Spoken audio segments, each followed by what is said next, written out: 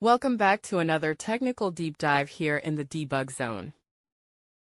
Today, we're tackling a big question and breaking it down with insights from other users. Hopefully, this clears up some misconceptions and helps you get the answer you need. So buckle up, stay a little curious, and let's jump right in.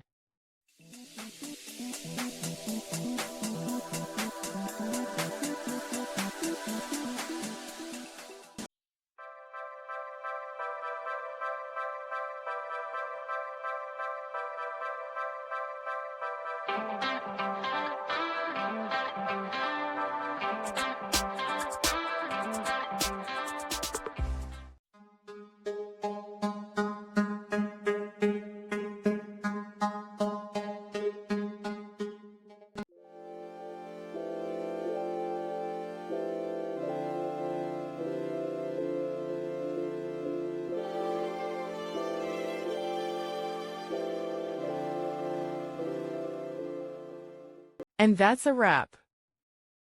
I hope you found the answer you were looking for.